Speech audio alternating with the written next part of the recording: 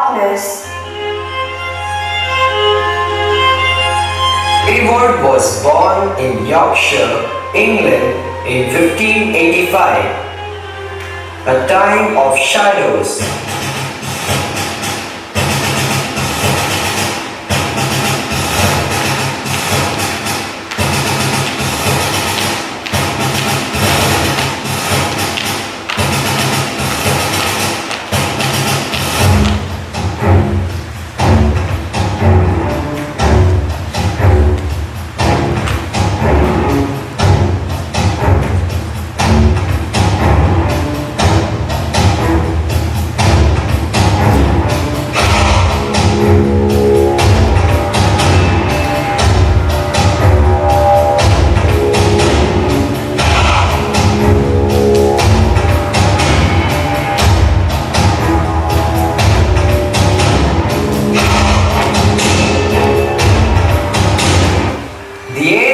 Thick with the smoke of persecution.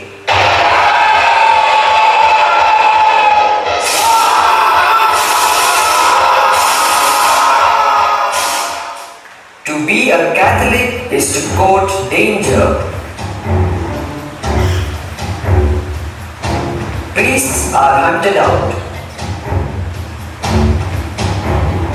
Mass is celebrated in whispers.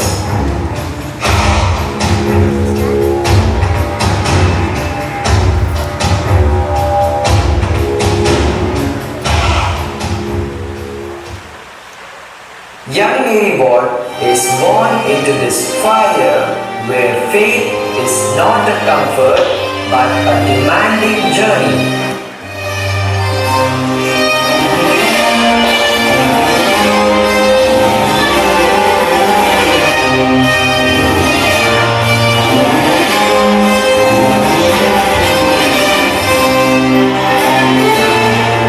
There were no convents for English women in England. The call to serve demanded a perilous voyage. In St.Mary, she joined the poor graves as an external sister. She realized that this way of life was not meant for her.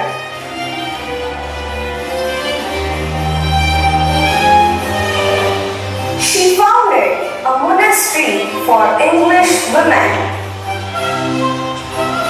Finally, she came to the conclusion that contemplative life was not meant for her. Mary felt that God was calling her for some other thing. A whisper in her soul grew to a roar. This is not God's plan.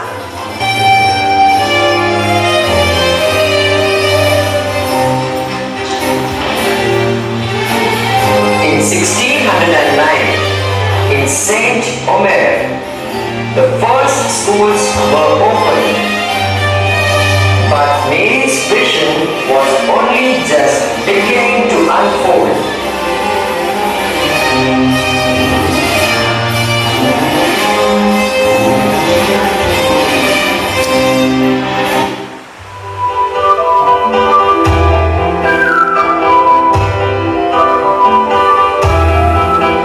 Three times, divine light broke through, laying the foundation for her institute.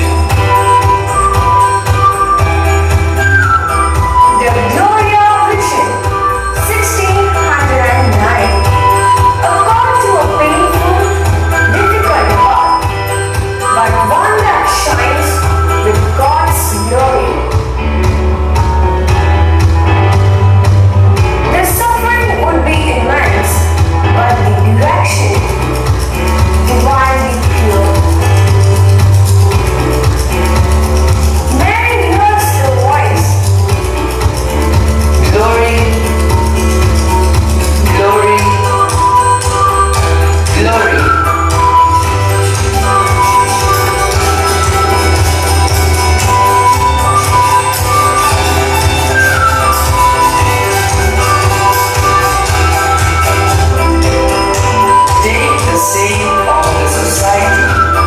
In 1611, the Jesuit model, active, apostolic, free from enclosure, with a single superior general. A woman-led Ignatian-inspired institute. There is no such difference between men and women as that women may not do great things, but women in time to come will do much.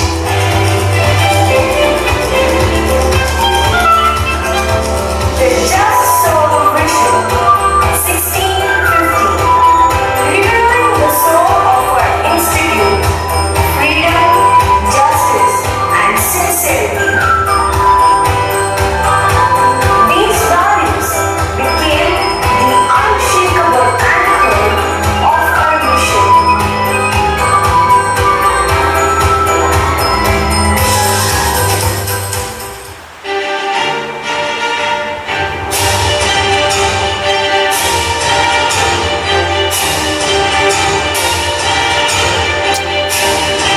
In 1621, Mary and her companions had their first audience with Pope Gregory the 15th. He who perseveres to the end will receive the crown.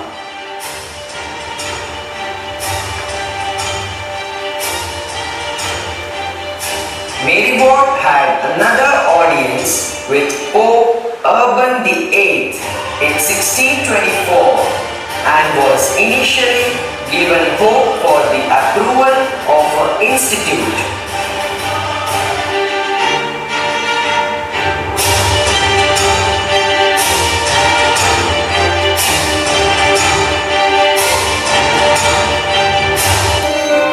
However, the papal bull of suppression issued by Pope Urban VIII in 1631 reveals his final and severe judgment against her institute. The bull referred to her as a thing unheard of, dangerous and malicious in the Church of God.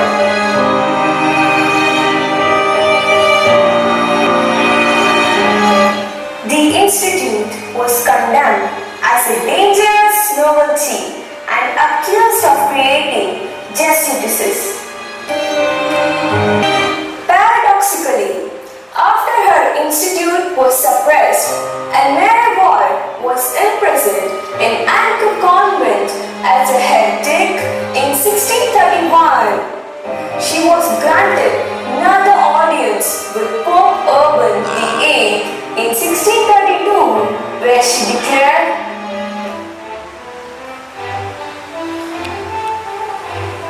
"Holy Father, I neither am nor ever have been a heretic." We believe it. We believe it.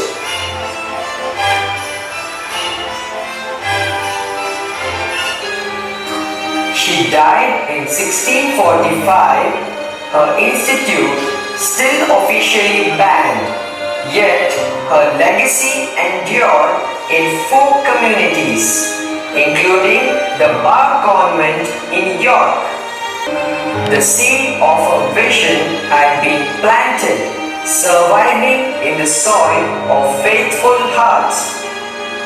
In 2009, Pope Benedict XVI declared her Venerable, recognizing her heroic virtue, a remarkable turnaround from Urban VIII's era.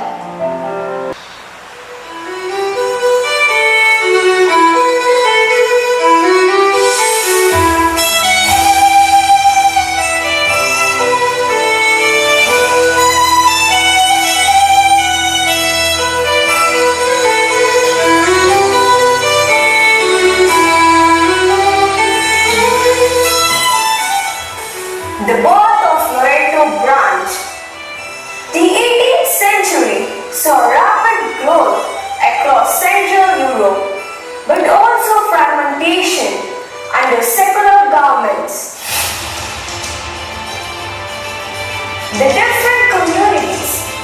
Oxford, St. Pölten, Mainz were forced to separate politically. In Germany, many of the houses were closed by the government. Restoration.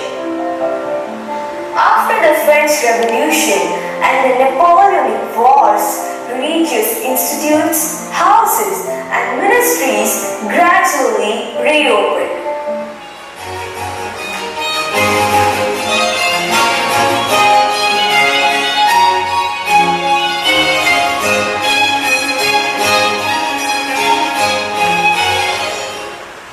Yet, hope was rising in Ireland. With the gradual restoration of Catholic civil rights, the need for education was immense.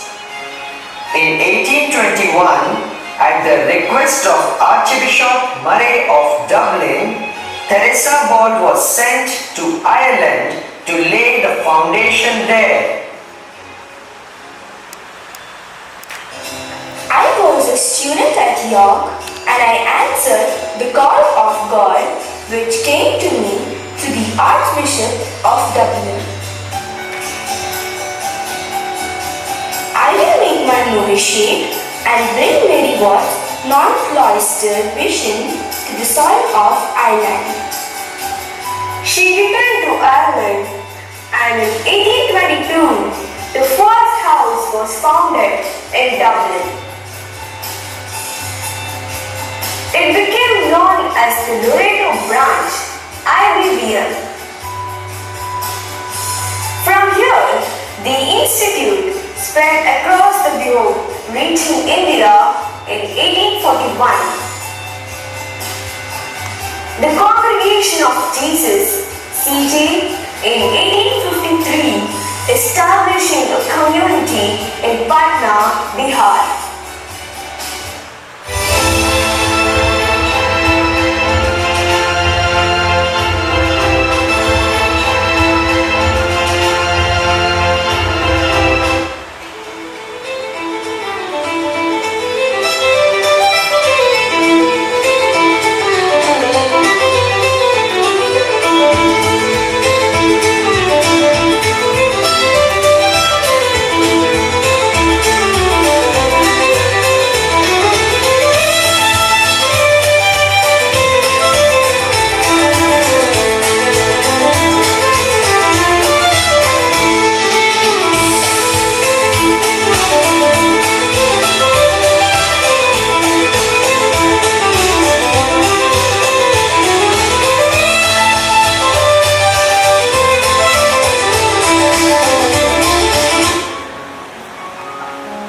The 20th century brought a new movement encouraged by Pope Leo XIII, a call for those congregations that shared the same roots to come together once more.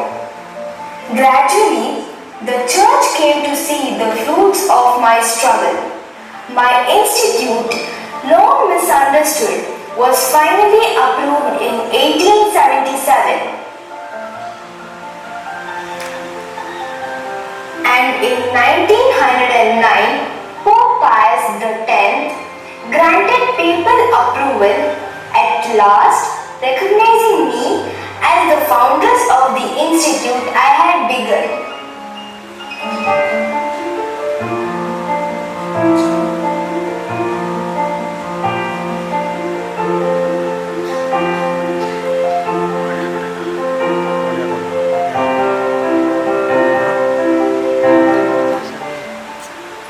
Finally, the dream of Mary Watt was realized when the church approved the Ignatian constitutions and the name Congregatio Jesu, CJ, in 2003.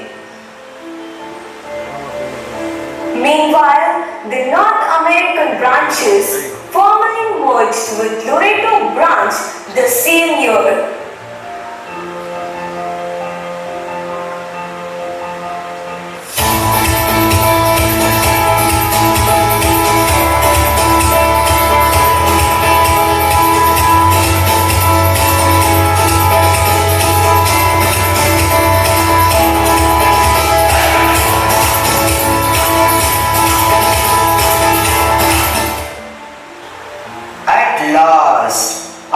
centuries of separation, driven by the same founding spirit, the two great branches of Mary Ward's Institute, the IBVM Loreto and the Congregatio Jesu CJ, voted unanimously for union.